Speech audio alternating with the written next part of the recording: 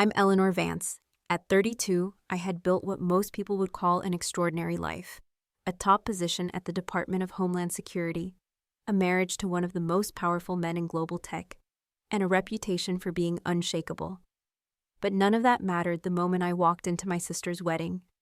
The fake smiles, the whispers, the endless comparisons to perfect Charlotte.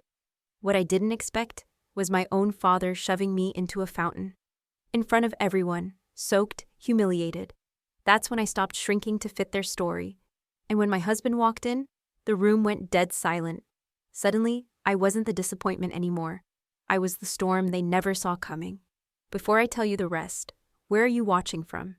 And if you've ever hit that breaking point with the people who were supposed to love you, drop a comment, like, or subscribe. You deserve to be seen too.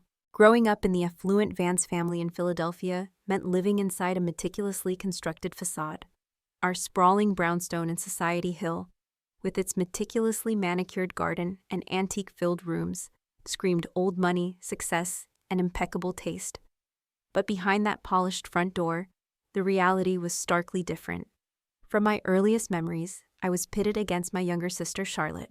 She was 2 years my junior, but somehow always the star. Why can't you be more like your sister? My mother, Bethany Vance, a former debutante turned philanthropist, would sigh, her perfect smile never quite reaching her eyes when she looked at me. My father, Richard Vance, a prominent real estate developer with a penchant for grand pronouncements, echoed her sentiments. Image was everything to him, everything. I remember bringing home a report card with straight A's, feeling a flicker of hope that this time it would be enough. But Charlotte, bless her perfectly poised heart, had straight A's plus, captained the debate team, and volunteered at the local animal shelter. My achievement was simply expected. When I won the regional science fair with my intricate project on sustainable energy, my parents barely acknowledged it. That same weekend, Charlotte had her lead role in the school play, and the entire family, including distant cousins, descended to cheer her on, throwing roses onto the stage. My science fair ribbon ended up tucked away in a drawer, forgotten. The pattern was relentless, almost strategic.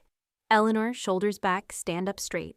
No one will take you seriously looking so hesitant, my mother would admonish during family dinners when I was just 10 years old. Charlotte, on the other hand, has such natural grace, she'd add, proudly placing a hand on Charlotte's perfectly straight back. You have to work at these things, Eleanor. My 16th birthday dinner. I remember the flutter in my stomach, the anticipation building as my father raised his crystal glass. To Charlotte, he boomed, his voice filling the elegant dining room, for her acceptance into the prestigious summer law program at Georgetown, a future legal eagle in the making. My birthday cake, still pristine in the kitchen, remained untouched. I just sat there, a silent witness to another celebration that wasn't mine. College years brought no reprieve.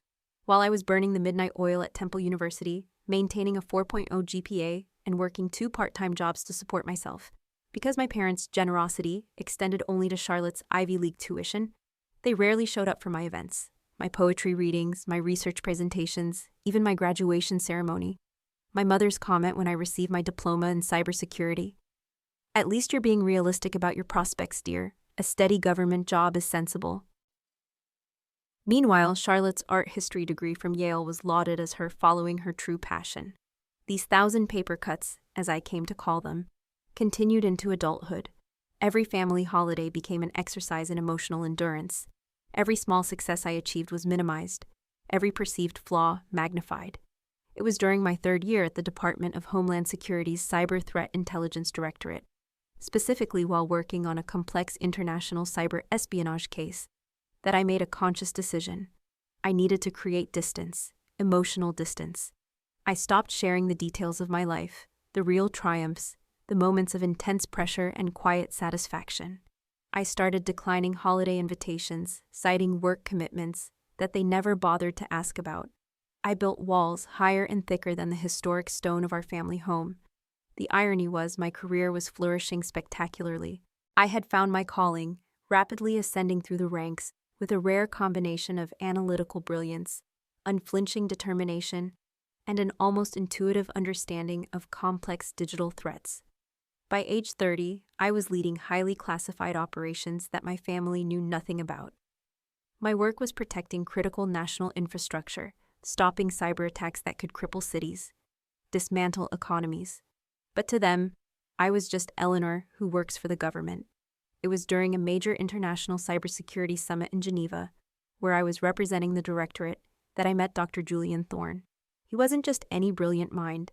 He was the visionary behind Astrius Dynamics, a company he'd founded from his dorm room that had since become a global powerhouse in space technology and secure orbital communications, worth billions. His systems protected everything from government satellites to international financial networks. Our connection was immediate, unexpected, and utterly profound. Here was someone who saw me, truly saw me. Not through the distorting lens of family history, not as Charlotte's shadow, but as Eleanor, the real Eleanor. Our courtship was intense but private, conducted between my classified operations and his global space empire. "I've never met anyone like you, Eleanor," Julian told me on our fourth date, as we walked along the shores of Lake Geneva under a blanket of stars. "You are extraordinary. Please, I hope you know that." Those words, simple but sincere, were more validation than I'd received in decades of family life. He didn't care about my family's social standing, my sister's achievements, or their perception of me. He cared about me. We married 18 months later in a quiet ceremony with only 2 witnesses.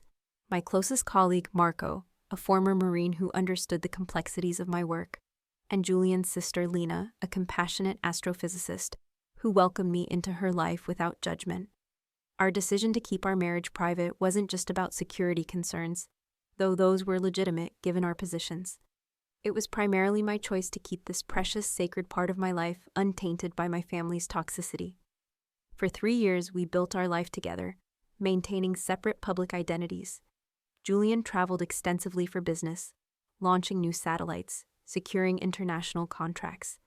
My position at the Department of Homeland Security grew increasingly senior, until my appointment as the youngest ever deputy director of the Cyber Threat Intelligence Directorate. Return to present, the wedding, which brings me to my sister's wedding. The invitation arrived 6 months ago in Boston gold, heavy with presumption. Charlotte was marrying Brendan Sterling, heir to a massive banking fortune. The event promised to be exactly the kind of excessive display my parents lived for. Julian was scheduled to be in Tokyo, finalizing a major orbital defense contract with the Japanese government, a deal worth billions that had been years in the making. "I can reschedule," he offered, seeing the slight hesitation in my eyes as I read the invitation. "No," I insisted, shaking my head. "This is too important for Astrius. I'll be fine for one afternoon, just a few hours of Vance family fun." The sarcasm in my voice was heavy. "I'll try to make it back for the reception," he promised, his thumb gently tracing my jawline. "Even if it's just for the very end." And so I found myself driving alone toward the Bellevue Hotel in Philadelphia, my stomach churning with each mile. I hadn't seen most of my family in nearly 2 years. My sleek black electric sedan, one of the few luxuries I allowed myself, pulled up to the valet stand. I checked my reflection one last time. A sophisticated deep emerald green gown, understated diamond studs. A gift from Julian, my hair in a classic, elegant chignon. I looked successful, confident, unapproachable. If only I felt that way inside. The Bellevue's grand ballroom had been transformed into a botanical wonderland for Charlotte's special day. White roses and rare orchids cascaded from crystal chandeliers, and the afternoon light filtered through gossamer draperies. It was exactly the type of over-the-top display my parents had always dreamed of. I handed my invitation to the usher, a young man who checked his list with a slight frown. "Miss Vance, we have you seated at table 18. Not the family table, of course." I nodded politely, already understanding what that meant. Just like always, the periphery. My cousin Chloe spotted me first. Her eyes widened slightly before her face arranged itself into a practiced smile. Chloe was Charlotte's step-cousin, a quiet, kind soul I'd always felt a vague affinity for, having both been outliers in our respective family branches. "Eleanor, what a surprise. We weren't sure you'd make it," she said, her gaze sliding pointedly to my empty side. "And you came alone?" "I did," I replied simply, offering no explanations. No need to feed their gossip mill. "How brave," she said, with manufactured sympathy. After what happened with that professor you were dating, what was his name? Mom said it was just devastating when he left you for his teaching assistant. A complete fabrication. I had never dated a professor, let alone been left by one. But this was the Vance family specialty, creating narratives that positioned me as the perpetual failure, the one who couldn't quite get it right. It was easier for them to believe I was pathetic than successful on my own terms. Your memory must be confusing me with someone else, Chloe, I said calmly, my voice steady, betraying none of the irritation I felt. More relatives approached, each interaction following the same disheartening pattern. My Aunt Vivian commented on my practical haircut and how it was sensible for a woman in my position to give up on more stylish options. Uncle Harold asked loudly if I was still pushing papers for the government and whether I had considered a career change, since those jobs never pay enough to attract a decent husband. The implication was clear. I was unmarried because I was undesirable. My cousin Tiffany, Charlotte's maid of honor, approached with air kisses that deliberately missed my cheeks. Eleanor, God, it's been ages. Love the dress. Is it from that discount retailer? You always were so good at finding deals. She didn't wait for an answer before continuing. Charlotte was just saying she wasn't sure you'd come. You know, since you missed the bridal shower and the bachelorette weekend and the rehearsal dinner. Each event had conflicted with critical operations, intelligence briefs, or international cyber threat assessments I couldn't disclose. I had sent generous gifts to each, with heartfelt notes. Work commitments, I said simply. Oh, your mysterious government job, she scoffed, making exaggerated air quotes around the word mysterious. Brendan's cousin works for the State Department. He says those administrative roles can be so demanding. I just smiled, letting them believe I was a clerical worker. The truth would have shocked them into silence. But that revelation wasn't mine to share yet. Not yet. My mother appeared, resplendent in a pale blue designer gown that probably cost more than a month of my substantial salary. Eleanor, you made it. Her tone suggested I'd completed an arduous journey rather than a simple drive across Philadelphia. Your sister was concerned you wouldn't come again. I wouldn't miss Charlotte's wedding, Mother, I said, my voice carefully neutral. Her eyes performed a rapid inventory of my appearance, looking for flaws to highlight. Finding none obvious enough, she settled for, that color washes you out, dear. You should have consulted me before purchasing something so bold. Gradual revelation and confrontation. Before I could respond, a commotion at the entrance signaled the arrival of the bridal party. Charlotte made her entrance to the reception, now officially Mrs. Sterling, on the arm of her banker husband. She was undeniably stunning in a custom Vera Wang gown with a cathedral train that required 2 attendants to manage. My father beamed with pride, looking at Charlotte as if she were the sun and moon combined. I couldn't remember him ever looking at me that way. Ever. The maitre d' directed me to table 18, positioned so far from the main family table that I nearly needed binoculars to see it. I was seated with distant cousins twice removed, my mother's former college roommate, and several elderly relatives who couldn't quite place who I was. Are you one of the Sterling girls? Asked a hard-of-hearing great-aunt, squinting at me through thick glasses. No, I'm Richard and Bethany's daughter, I explained. Charlotte's sister. Oh. Her face registered surprise. I didn't know there was another daughter. That stung, more than it should have after all these years. Dinner proceeded with elaborate courses and flowing champagne. From my distant vantage point, I watched my family holding court at the center table, laughing and celebrating without a glance in my direction. The traditional family photos had been taken earlier without me. I'd arrived precisely on time, as indicated on the invitation, only to be told by the photographer that they'd moved the schedule up and had already finished. Of course. During the maid of honor speech, Tiffany spoke movingly about growing up with Charlotte, who was like the sister I never had, pointedly ignoring my existence entirely. The best man joked about Brendan finally joining the Vance family dynasty, and how he was trading up by marrying the Vance golden child. I maintained my composure through it all, sipping water rather than wine to stay clear-headed. I needed my wits about me. Julian had texted an hour ago. Landing soon, traffic from airport heavy, ETA 45 mins. When the dancing began, I attempted to join a circle of cousins only to have them subtly close ranks, leaving me on the outside. It was a familiar feeling. I retreated to a quiet corner, checking my watch. Julian would be here soon, just a little longer. My mother approached, champagne flute in hand. "You could at least try to look like you're enjoying yourself," she hissed, her voice low and sharp. "Your perpetual sulking is becoming a topic of conversation." "I'm not sulking, Mother. I'm simply observing." "Well, observe with a smile.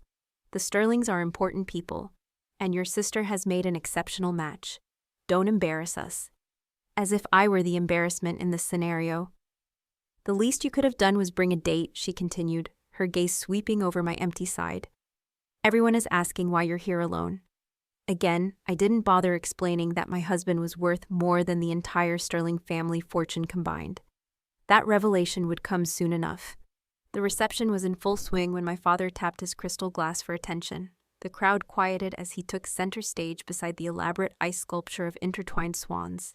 "Today," he began, his voice carrying the practiced projection of a seasoned attorney, "is the proudest day of my life. My beautiful Charlotte has made a match that exceeds even a father's highest hopes." A smattering of appreciative laughter followed. "Brendan," he continued, turning to my new brother-in-law, "you're gaining not just a wife, but entrance into a family built on excellence and achievement." He raised his glass higher. "To Charlotte, who has never disappointed us. From her first steps to her graduation from Yale with highest honors, to her charitable foundation work, she has been nothing but a source of pride."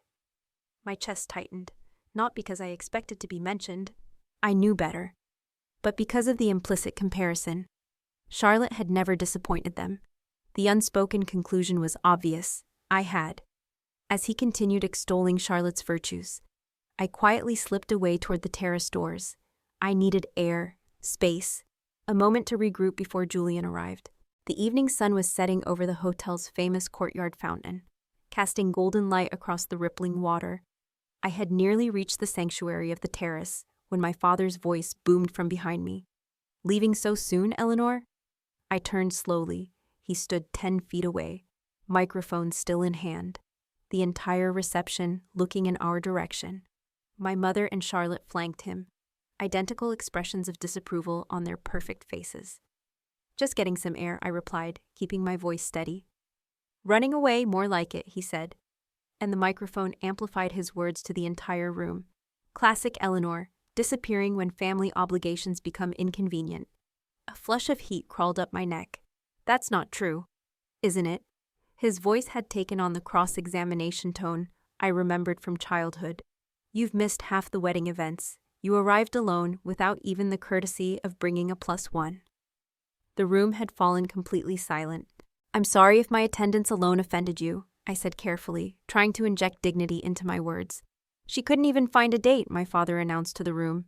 Scattered, nervous laughter followed. 32 years old and not a prospect in sight. Meanwhile, your sister has secured one of Philadelphia's most eligible bachelors.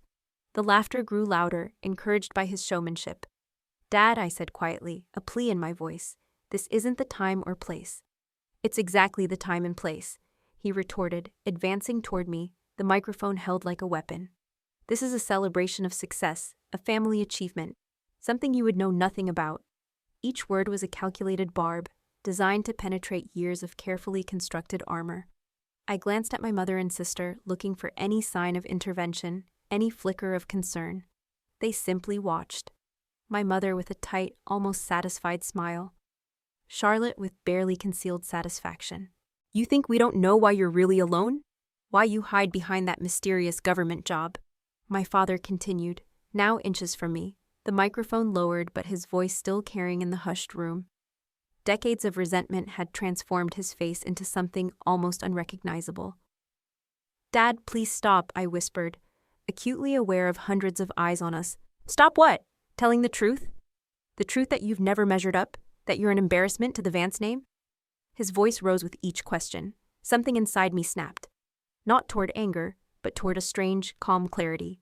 "You have no idea who I am," I said quietly. "I know exactly who you are," he snarled.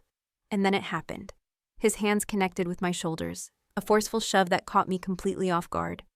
I stumbled backward, arms windmilling, but there was nothing to grab onto. For a suspended moment, I felt weightlessness, then the shocking cold as I plunged backward into the courtyard fountain. Water engulfed me, my carefully styled hair collapsed.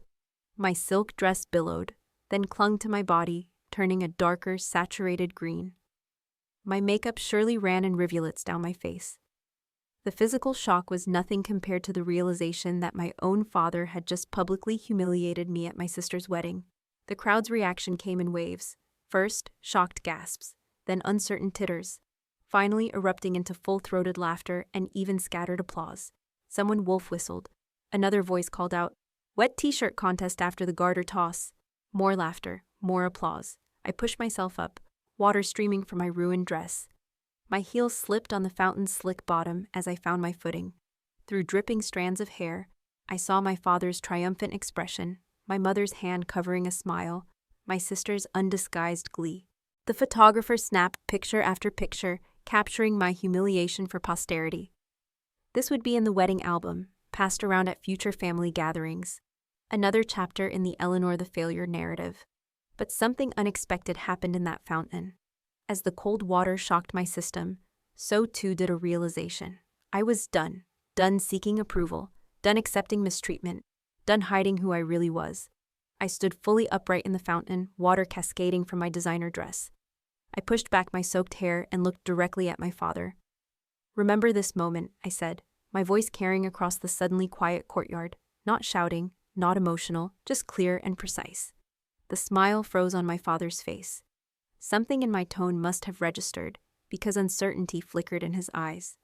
"Remember exactly how you treated me," I continued, stepping carefully toward the fountain's edge. "Remember the choices you made. Remember what you did to your daughter, because I promise you, I will." I climbed out of the fountain with as much dignity as my soaked condition allowed.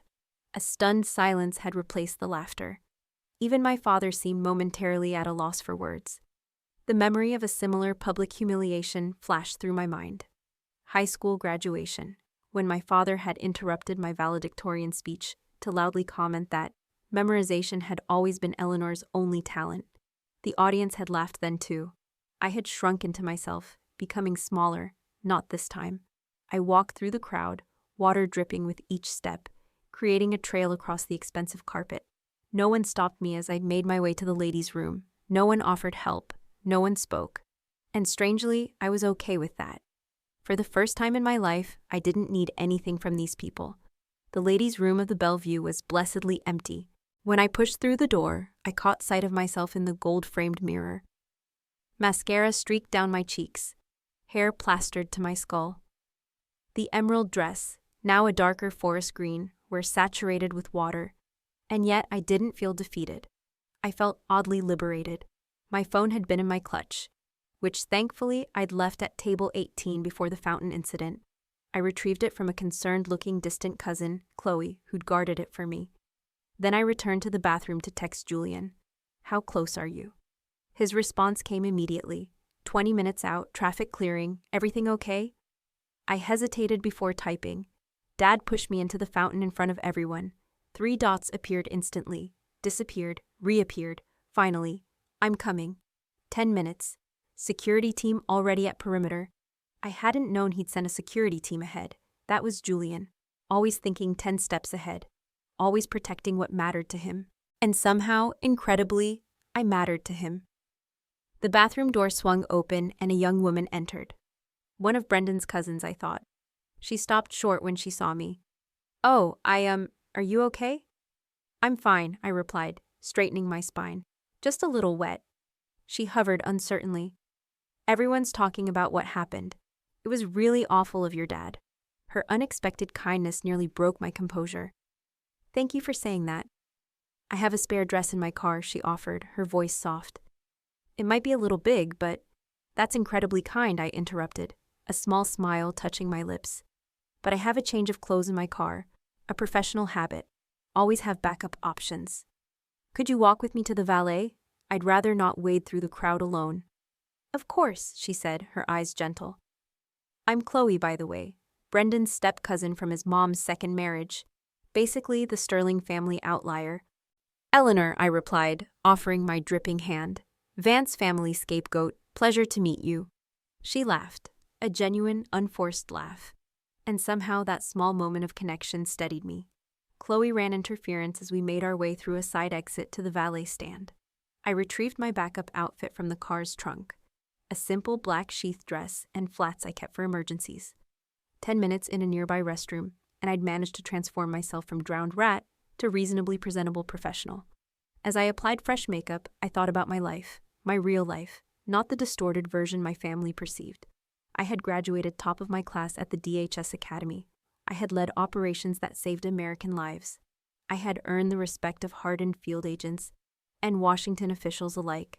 I had married a brilliant, kind man who valued me exactly as I was. None of that validation had come from the people currently celebrating in the ballroom. And maybe that was the point. Maybe true worth is only found outside the funhouse mirrors of toxic family dynamics. I checked my watch. Julian would arrive any minute. For the first time, I was ready to stop hiding our relationship, not because I needed my family to be impressed.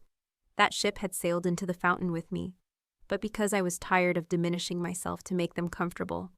My phone vibrated with a text from Julian. In position.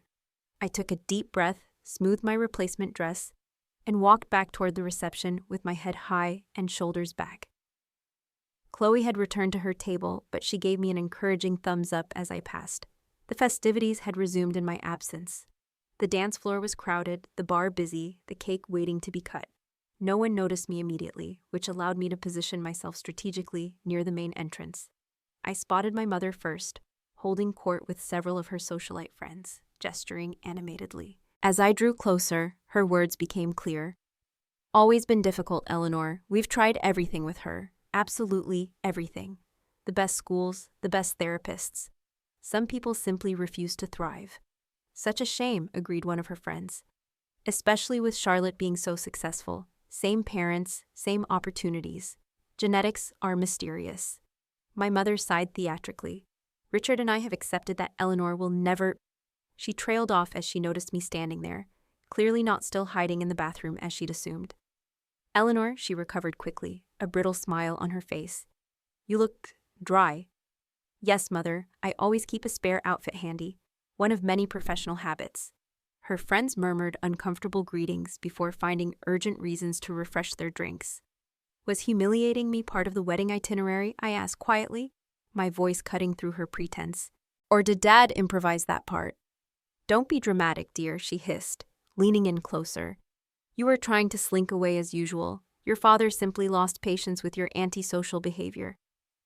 Pushing your adult daughter into a fountain is not a normal response to perceived antisocial behavior. Perhaps if you had brought a date, made any effort at all to participate in your sister's happiness, instead of making everything about your mysterious job and your perpetually busy schedule, things would have gone differently. I studied my mother's face, searching for any sign of the protective instinct that should have been there. There was nothing but annoyance that I had disrupted her narrative. You know what's interesting, Mother? I've never once made anything about me. In fact, I've spent my entire life trying to take up as little space as possible in this family, and it still wasn't enough. A commotion at the entrance caught everyone's attention, the distinct sound of multiple car doors closing in rapid succession, the appearance of two men in impeccable suits conducting a subtle security sweep. My mother frowned. What's happening? If the Sterlings arranged additional security without consulting us. I checked my watch. Right on time, I murmured. The sleek black Rolls-Royce had arrived, followed by two equally impressive, unmarked security vehicles. The wedding guests had noticed now, conversations pausing as attention shifted toward the entrance. Even the music seemed to quiet. My heart quickened despite my outward calm. After 3 years of marriage, Julian still had that effect on me, and in approximately 60 seconds, my family would finally meet my husband. The double doors to the ballroom swung open with authority. 2 security personnel entered first, Marco and Dimitri. I recognized their alert eyes scanning the room with professional efficiency. They wore impeccable suits that couldn't quite disguise their military bearing. Whispers rippled through the reception. My father approached the security men with an affronted expression. Excuse me, he began, puffing up his chest. This is a private event. If you're looking for the corporate conference, it's in the West Wing. Marco simply looked through him as if he were transparent. Dimitri touched his earpiece and spoke quietly. Perimeter secure, proceeding, and then Julian walked in. My husband had always had a commanding presence, but today he seemed to fill the entire doorway. 6'2", with shoulders broadened by years of competitive swimming, He wore a custom Tom Ford suit that subtly screamed wealth and power. His dark hair was slightly windblown. He'd probably come straight from the executive airstrip, and his jawline could have cut glass. But it was his eyes that always undid me, intensely blue and laser-focused. They scanned the room in seconds before landing directly on me. The moment they did, his serious expression softened into the private smile reserved only for me. He moved through the crowd with the confidence of someone who never questioned his right to be anywhere. People instinctively stepped aside, creating a path directly to where I stood. I was vaguely aware of my mother beside me, her body going rigid as she realized this imposing man was heading straight for us. Behind him, 4 more security personnel had entered, positioning themselves strategically around the perimeter of the ballroom. "Eleanor," Julian said when he reached me, his voice a warm bass that carried in the now hushed room. He took my hands in his thumbs brushing over my knuckles in our private gesture of connection. "Sorry I'm late." "You're right on time," I replied, feeling truly steady for the first time that day. He leaned down and kissed me. Not a showy display, but a genuine greeting between partners. His hand moved protectively to the small of my back as he turned to face my mother. "Mrs. Vance," he said with perfect politeness that somehow still conveyed zero warmth. "I'm Julian Thorne, Eleanor's husband." My mother's face went through a spectacular series of expressions: confusion, disbelief, calculation, and finally, a strained attempt at delight. "Husband?" she repeated, her voice unnaturally high, but Eleanor never mentioned. 3 years next month, Julian supplied smoothly. "We keep our private life private, for security reasons." My father had pushed his way through the onlookers and arrived at my mother's side, his face flushed with either anger or embarrassment, possibly both. "What's the meaning of this?" he demanded, looking from me to Julian. "Some kind of prank. Hiring security and an actor to create a scene at your sister's wedding is a new low, Eleanor." Julian's expression hardened almost imperceptibly. Only someone who knew him as well as I did would notice the dangerous glint in his eyes. "Mr. Vance," he said, his tone deceptively mild. "I'm Julian Thorne, CEO of Astrius Dynamics. Your daughter and I have been married for nearly 3 years." My father's mouth opened and closed without sound. Astrius Dynamics was a household name, a global space technology firm worth billions that provided cutting-edge communication and orbital defense systems to governments and corporations worldwide.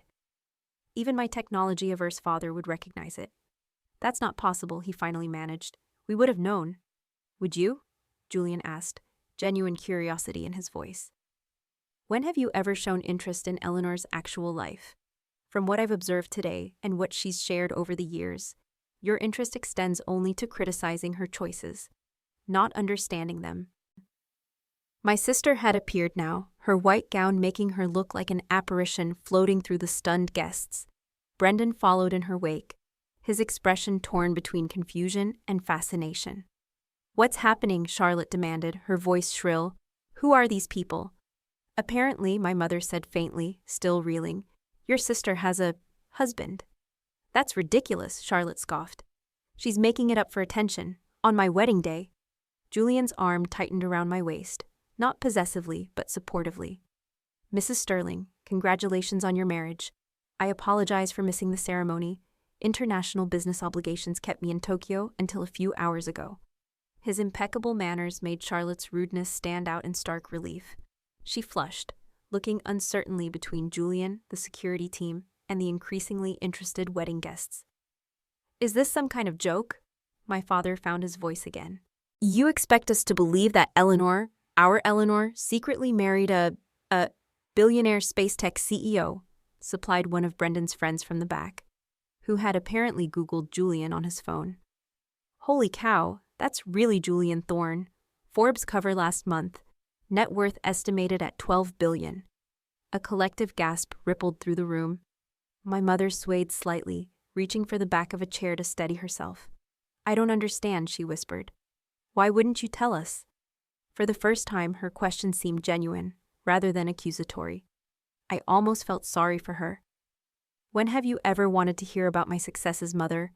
I asked gently, my voice calm despite the storm inside me. "When have you ever celebrated anything about me?" She had no answer.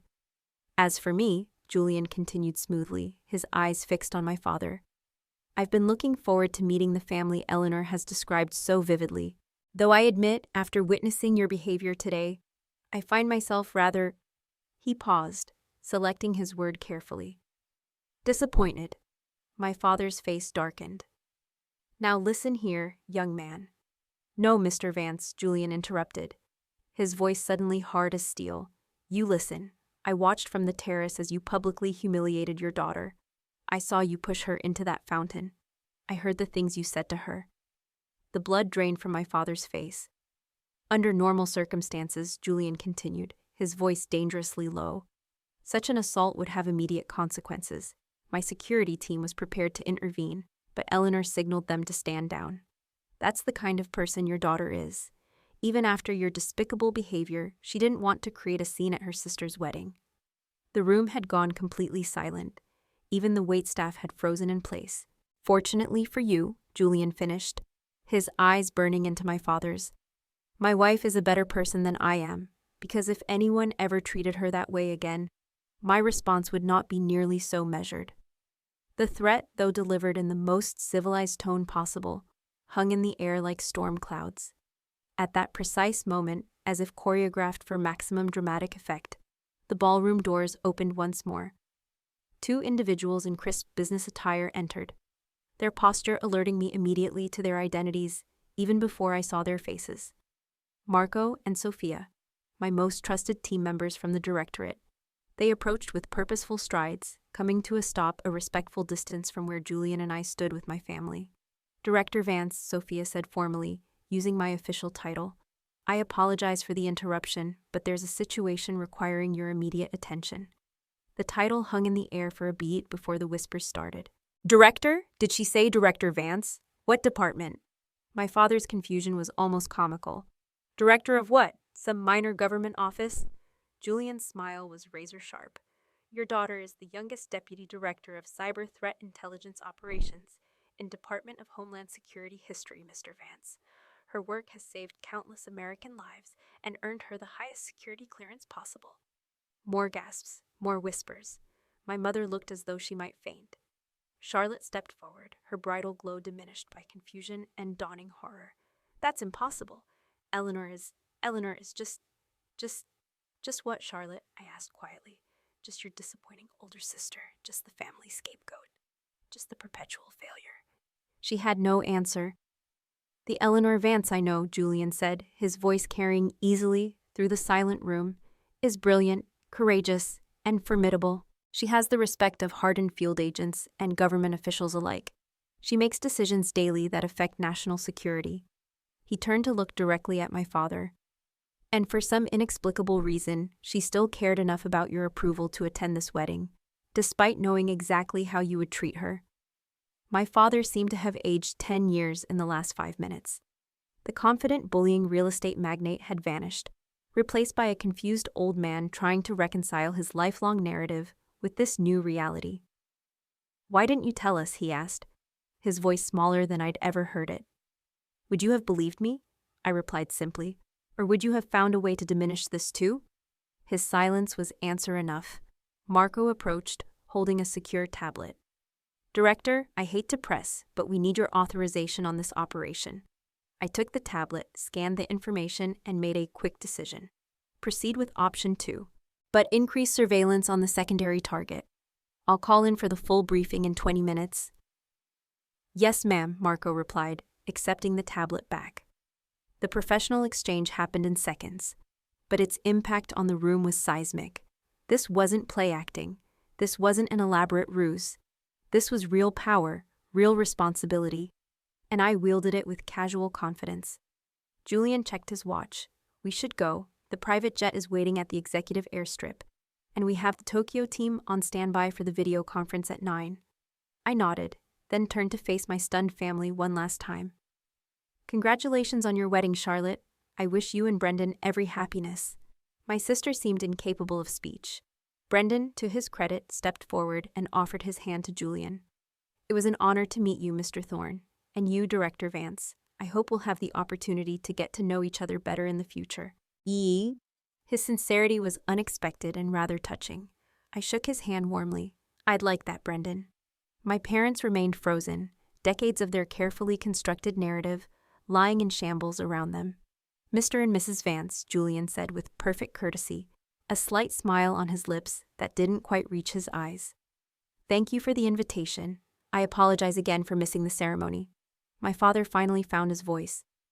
Eleanor, wait. We need to talk about this. We're your parents. We've always wanted what's best for you. We've always been proud of you. The naked attempt to rewrite history might have worked in the past. Not today. No, Dad, I said gently. You haven't, but that's okay. I don't need you to be proud of me anymore. And with that, Julian and I turned and walked out of the ballroom, my security team falling into formation around us. Behind us, the whispers had erupted into full-voiced exclamations. The Vance family would never be the same, and neither would I. The sleek black private jet waited on the executive airstrip, its engines already beginning their gentle hum. As we approached, flanked by security, I felt a curious lightness.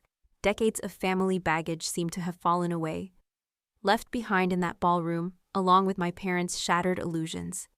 Are you okay? Julian asked, leaning close to my ear as we neared the plane. Surprisingly, yes, I replied. Better than okay. Before we could board, Sophia approached with a concerned expression. Director, there's been a development.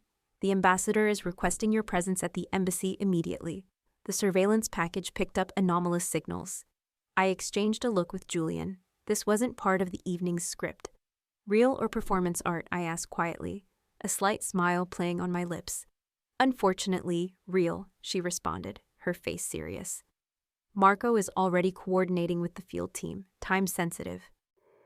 I nodded, switching fully into professional mode. Reroute the jet to the closest secure government airstrip. Alert the duty analyst team. I want a full brief upon arrival. Already done, Sophia confirmed. Julian touched my arm. Go, I'll meet you there after I drop off the team. Lena will be at the embassy shortly if you need anything. This seamless adjustment to crisis was the rhythm of our marriage. Two high-powered careers, occasionally colliding with personal plans. The difference was we supported rather than resented each other's responsibilities. As we turned back toward the airstrip access door, planning to descend and exit through the airport's private security entrance, we found our path blocked. My mother stood there, slightly breathless from having apparently rushed up several flights of stairs, or driven quickly to intercept us. Her perfect coiffure had wilted slightly, and her immaculate makeup couldn't hide her agitated state. Eleanor, she said, her voice unusually uncertain. You can't just leave like this. We need to talk. I glanced at Sophia, who nodded discreetly and stepped back to give us a moment of privacy. I have a work emergency, Mother. National security doesn't wait for family reconciliations. National security, she repeated, as if tasting the words for the first time. You really are what they said, a director at the DHS, Deputy Director of Cyber Threat Intelligence Operations. I confirmed for the past 18 months. Before that, I was Assistant Director for 3 years. She seemed to be struggling to integrate this information with her long-held image of me. But why the secrecy? Why not tell us? We would have been proud. Would you? I finished for her, my voice gentle but firm. Or would you have found a way to minimize it? Compare it unfavorably to Charlotte's achievements. Suggest I got the position through connections rather than merit? Her flinch told me I'd hit the mark. And the marriage? She pressed, her gaze shifting to Julian. 3 years? And you never thought to mention you had married one of the wealthiest men in the country? I noticed her emphasis on Julian's wealth, rather than any of his other remarkable qualities. Even now, status was her primary concern. Our marriage is private for multiple reasons, I explained patiently. Julian's position makes him a potential target. My position involves classified work. And frankly, I wanted something in my life that wasn't subject to the Vance family critique. The pilot signaled that we needed to depart. Time was running short. I have to go, I said. There's a legitimate national security situation developing. Will you come back? She asked. And for the first time in my adult life, I heard genuine uncertainty in her voice. To talk? To let us get to know you. The question surprised me. I studied her face, looking for the manipulative mother I'd known all my life. Instead, I saw confusion, hurt, and perhaps a dawning realization of all she'd missed. I don't know, I answered honestly. That depends on whether you're interested in knowing the real me or just the successful version that now meets with your approval. She had no immediate response to that. Think about it, I suggested. Really think about whether you want a relationship based on who I actually am, rather than who you always wished I would be. I turned to go, but her voice stopped me once more. Your father would never admit it, she said quietly, her voice barely a whisper. But he was wrong today. What he did was unforgivable. It wasn't quite an apology, but it was more acknowledgement than I'd ever received from her. Thank you for saying that, I replied. I need to go. As Julian and I boarded the private jet, I glanced back to see my mother still standing there, a diminished figure against the vastness of the Philadelphia skyline. For the first time, I saw her not as the intimidating matriarch of my childhood, but as a woman who had constructed her entire identity around appearances and social standing, and who was now facing the collapse of her carefully maintained illusions. I felt an unexpected pang of something like compassion.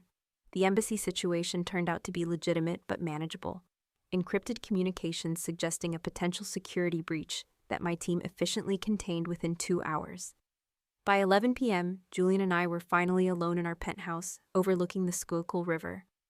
Some wedding, Julian remarked, loosening his tie as we stood on the terrace.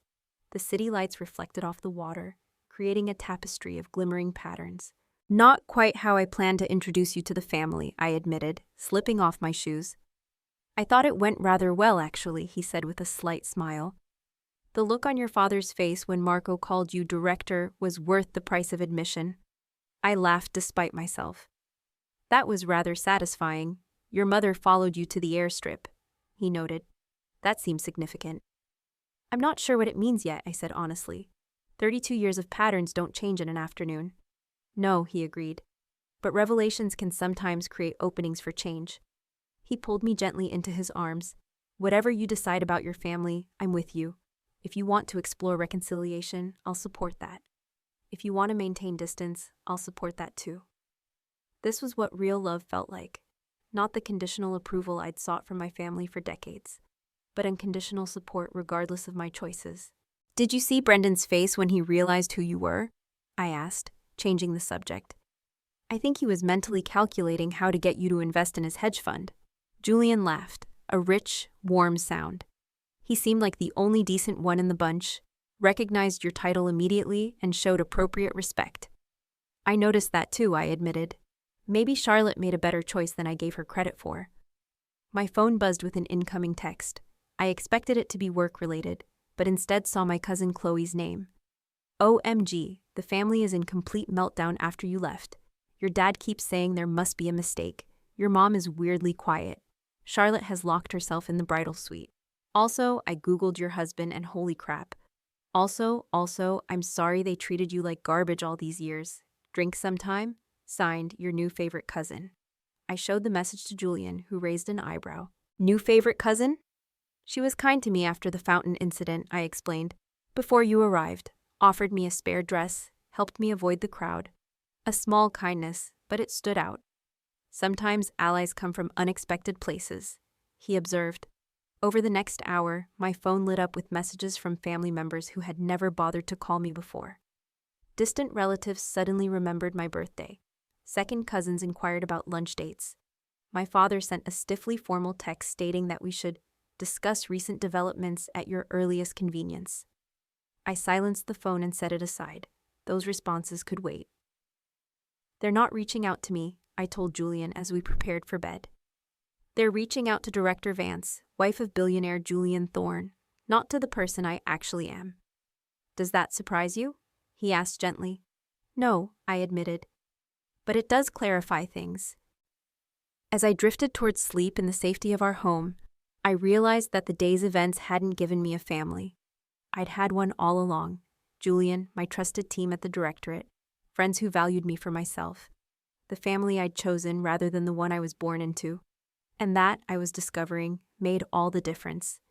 Healing or growth ending. 3 weeks after my sister's wedding, Julian and I sat in our favorite corner of a small independent coffee shop on Rittenhouse Square. Despite our combined net worth and status, we enjoyed these small moments of normalcy, good coffee, quiet conversation, and people watching in a place where we weren't immediately recognized. Your mother called again yesterday, Julian mentioned, stirring his Americano. That's the third time this week. I nodded, watching pedestrians hurry past the window. The Philadelphia fall had painted the trees along Benjamin Franklin Parkway in brilliant reds and golds. She left another voicemail. Invited us to Sunday dinner. Are you considering it? His tone was neutral, offering neither encouragement nor discouragement. I'm not sure, I admitted. Part of me thinks it's just damage control. The Vance family image took quite a hit when word got around about what happened at the wedding. The story had indeed circulated rapidly through Philadelphia's upper social circles. My father's law firm partners had expressed concern about his judgment. My mother had been quietly removed from the chairperson position of her beloved charity board. Apparently, publicly humiliating your DHS director daughter and alienating your billionaire son-in-law was bad for business and social standing. And the other part, Julian prompted? His eyes kind. I sighed, tracing the rim of my mug. The other part wonders if this might be the first genuine interest they've ever shown in knowing me, the real me, not their projection. The weeks following the wedding had brought an avalanche of family communication. Emails, texts, calls, even handwritten letters. My father's messages alternated between defensive justifications and awkward attempts at reconciliation. My mother's were more directly apologetic, though still threaded with hints that I should have told them about my important position sooner. Charlotte had sent a single text from her honeymoon. We need to talk when I'm back. Nothing more. The most surprising development had been my growing friendship with Chloe, Brendan's step-cousin. True to her word, we'd met for drinks, where she'd confessed to always feeling like an outsider in the Sterling family, a sentiment I understood all too well. Her genuine interest in my work, what I could share of it, and her complete lack of agenda was refreshing. I've been thinking about something Dr. Ramirez said in therapy last week, I told Julian, referring to the counselor I'd started seeing to process my family dynamics. About how setting boundaries isn't about punishing others, but protecting yourself. Julian nodded. I like that distinction. I think I can have some form of relationship with my family, I continued, working through my thoughts aloud. But it needs to be on new terms, no more diminishing, no more comparisons, no more accepting disrespect to keep the peace. That sounds healthy, Julian agreed, reaching across the table to cover my hand with his. And if they can't meet those terms, I said simply, my voice firm with newfound conviction, then I continue building my life with the people who can. You, my friends, my colleagues, the family I've chosen. My phone buzzed with an incoming call. Marco, my second in command at the directorate. I answered immediately. Director Vance. We've got movement on the Hydra case, he said without preamble. Surveillance picked up a meeting at the specified location. Team is in position. I'll be there in 20, I replied, already gathering my things. Julian was doing the same, accustomed to our interruptions. Need a ride? He asked as we stepped onto the busy sidewalk. My meeting at Penn isn't for another hour. Thanks, but I've got the directorate car today. I nodded toward the black SUV parked discreetly down the block, where my security detail waited. He kissed me goodbye, a quick, reassuring press of lips. Then we headed in opposite directions, him toward his innovative tech empire, me toward the delicate work of protecting national security, each supporting the other's mission without resentment or competition. That evening, after a successful operation that resulted in the capture of a significant cyber espionage target, I made a decision. I called my mother. Sunday dinner, I said when she answered. Julian and I will come. But we need to establish some ground rules first. Her immediate agreement was telling. The old Bethany Vance would have bristled at conditions. This new version, humbled by revelations and consequences, was at least willing to listen. The dinner itself was predictably awkward. My father vacillated between defensive posturing and attempts at showing genuine interest in my career. My mother tried too hard, nervously over-explaining the provenance of every dish, as if hosting foreign dignitaries. Charlotte and Brendan arrived late, their dynamic interesting to observe. Brendan seemed genuinely pleased to see Julian and me, while Charlotte maintained a careful distance, still processing her displacement from the family spotlight. But there were moments, brief, tentative moments, of something like genuine connection. My father asked thoughtful questions about a recent cybersecurity initiative Julian's company had implemented for government agencies. My mother produced a box of my childhood achievements she'd apparently kept all these years. Debate trophies, academic awards, science competition medals. Evidence that perhaps she'd noticed more than she'd acknowledged. Most surprising was Charlotte's request to speak privately after dinner. In the garden where we'd played as children, my sister struggled visibly with words that didn't come easily to her. "I didn't know," she said finally, her voice soft, "about your job, your husband, your life." "You never asked," I pointed out, not unkindly. "I know." She twisted her wedding ring nervously. I think I liked being the favorite. It was easier not to question it. Her honesty was unexpected. "Brendan says I need to examine why I felt threatened by your success," she continued, "even before I knew about all this." She gestured vaguely, encompassing my career, marriage, and status. "He thinks we could both benefit from family therapy." I studied my sister, really looked at her, perhaps for the first time in years. Behind the perfect exterior, I glimpsed uncertainty, insecurity even. The golden child role came with its own burdens, its own impossible expectations. "I'd consider that," I said carefully. "Not immediately, but eventually." It wasn't forgiveness exactly, but it was an opening, a small crack in the fortress walls I'd built around my heart, where family was concerned. The months that followed brought slow, imperfect progress. Weekly family dinners gradually became less strained. My parents learned to respect the boundaries I established. My father attended anger management therapy, reluctantly at first, then with growing self-awareness. My mother and I began tentative mother-daughter outings that sometimes ended in tension, sometimes in genuine laughter. Healing wasn't linear. There were setbacks, moments when old patterns reasserted themselves, when my father's temper flared or my mother's criticism surfaced. But there was also accountability that had never existed before, a willingness to acknowledge harm and attempt repair. The most profound change, however, wasn't in my family, but in myself. I no longer measured my worth by their approval. I no longer diminished my achievements to make others comfortable. I no longer accepted disrespect as the price of belonging. 1 year after the infamous wedding, Julian and I hosted a gathering at our home. Not just immediate family, but the people who had formed my support system throughout the years. My DHS colleagues, Julian's sister Lena and her family, friends who had stood by me, Chloe and her new boyfriend, even a few extended family members who had reached out with genuine interest and connection. As I looked around at this diverse group, this chosen family interspersed with biological relations, I realized something profound. Family isn't just about shared DNA, it's about who shows up, who sees you clearly and loves you anyway, who celebrates your successes without jealousy and supports you through failures without judgment. Sometimes those people share your bloodline, often they don't. The magic happens when you stop forcing connections where they don't naturally exist, and instead nurture the ones that bring mutual joy and growth. Standing in our kitchen, preparing to bring out dessert, I felt Julian's arms encircle me from behind. "Happy?" he asked simply. I leaned into his embrace, watching through the doorway as my father engaged in animated conversation with Marco about cybersecurity regulations, while my mother showed Chloe photos on her phone.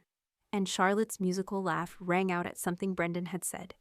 Not perfect, still complicated, but real in a way it had never been before. "Yes," I answered truthfully, my voice thick with emotion. "I am.